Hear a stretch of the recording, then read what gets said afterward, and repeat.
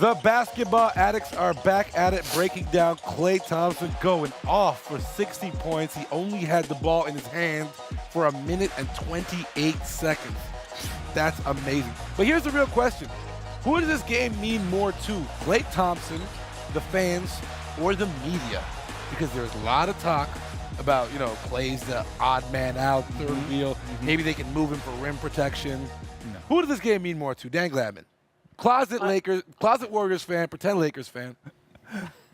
I'm out, okay? I love both teams, okay? There. Is that okay? Not fair. No. Is that okay? Can I They're in the same you guys division. heard the off-air conversation. They're in the same division. You can't do that. I love the current Warriors, but historically I like the Lakers. Anyway, to answer your question, this is a historic game for Klay Thompson, one that he will probably appreciate later in his life, look back on the night I scored 60 points in 3 quarters and touched the ball for 1 minute, 15 seconds. But in terms of the rumors of him being the odd man out, I think it's ridiculous. I don't think the Warriors are going to make a move during the season, especially when they're 16-3 or whatever it is. They already are one of the most dominating teams in NBA history, and they are on a collision course on the path to another finals showdown with LeBron and the Cavs. They're not going to change a thing, and Klay is a instrumental part of So you guys believe it's bigger for the fans and the media, the people who thought, sure. Yeah? It's fans and media all day. I mean, again, it's great that they beat the Indiana Pacers on the second half back-to-back. Great. I'm excited. Klay Thompson was fantastic. He was early in the season, his shot was off. He's finding his rhythm.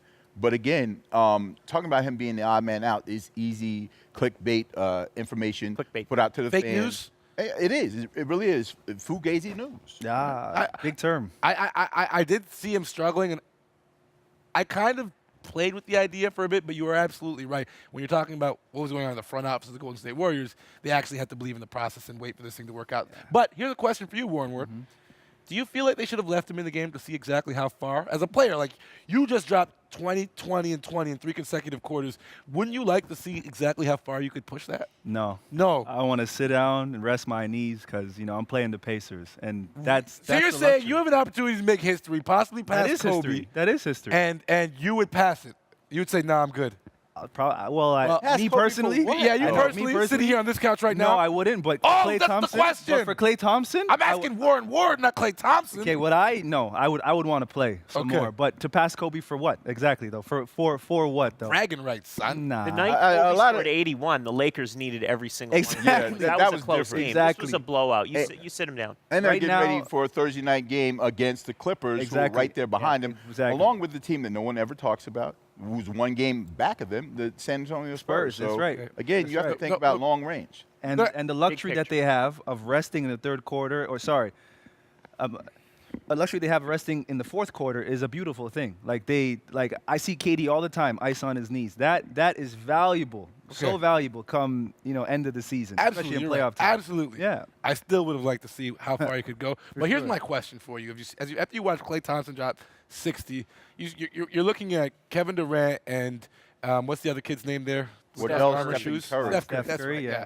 That You know, guy? they're averaging Chef? darn near 30 points a game.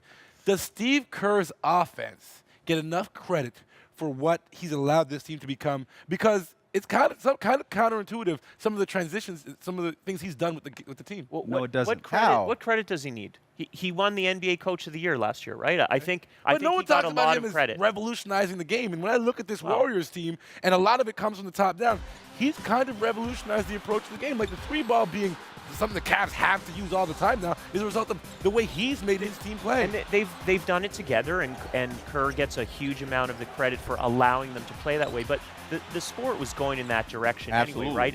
Yeah, 100%. I don't know. You're No, seeing it is. every team firing 30, 40 Houston Rockets three-pointers shot a more game. three-pointers than they But did. it's because of what this Warriors No, that was happening No. before that. D'Antoni did that. D'Antoni brought that a long time ago. And with who was Phoenix. about to follow D'Antoni? With Phoenix. Who was saying, oh, D'Antoni's a great coach, we need to start employing his system? Or were you saying, D'Antoni's a bad coach, why does he keep getting these jobs? Because all no of a one had sudden, ever Steve Kerr seen comes. no one had ever seen a team in the NBA win a title playing run and gun. That's exactly. Ever. And that's But there's what a Steve structure. Kerr just no, did. but there's No, a structure to there's- what Steve there's- Kerr did, who was in the exactly. front office in Phoenix when D'Antoni was there. Don't right. forget.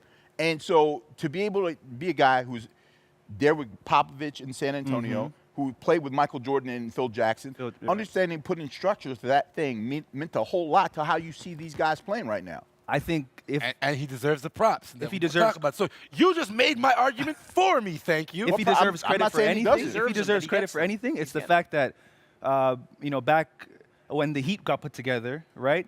They talked about Dwayne Wade, Chris Bosh, and LeBron, right? And one of them having to be, kind of, like the odd man out. The Warriors, they're all on level playing field. Draymond still gets his numbers. Clay still gets his. Steph still gets his, and KD still gets his. I would say that the kind of like beta model of this thing was in Phoenix with Steve Nash, Joe Johnson. I said beta. It's not the same. Joe Johnson was the odd guy out. Exactly. So they had trade balls in the corner. They had Sean Marion. Okay, and they we're had nerding Joe a bit here. We're nerding a bit here. Okay, it's the truth. Some people don't even remember that show is team. nerdy. I'm just helping you out.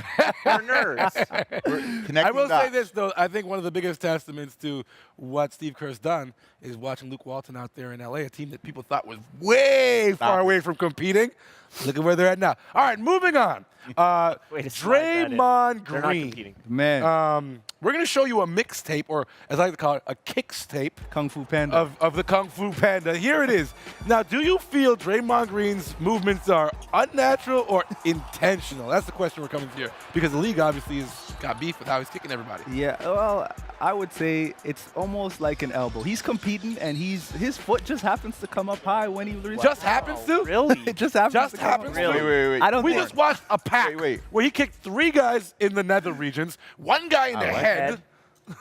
No, I like and a guy in the hand. Yeah. Hey, man, it's Warren, like be honest. You play basketball. We play basketball at a certain level. Yeah, it's you know wrong. what you can do intentionally and what you can't do intentionally. You know what you can get away with. Draymond Green, who I think is a smarter player than that, Yes. is doing a whole lot to, I don't know if he's trying to increase his player profile, but now it's become a part of his game. reputation. That's right. And now that the referees are looking for it, it's actually it's going to hurt them again at some point. That was okay. Okay, maybe He's a dirty player. And it's all gonna right, cost fair him. enough. But the one on James Harden, though, I disagree with. I really thought that was a high foot. Like, How look many how high times? his foot Let was me in ask the you a air. question, Warren.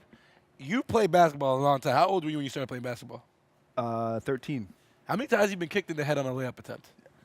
I can't think of any time. Exactly. Okay. But I'm just saying. That doesn't prove anything. It Exactly. could It still be proves a freak- lot. It could be He's played against a lot of basketball players. No one's kicked him in the head on Nobody a never has seen that that. many Never freak seen that. accidents in their life. That's All right, okay. Much less than 2 years Okay. in the NBA. All right, It's so time to get. Hold on. Before we move on, it's time to get to the quotes because, of course, Draymond had things to say, and Kiki Vanderway had things to say.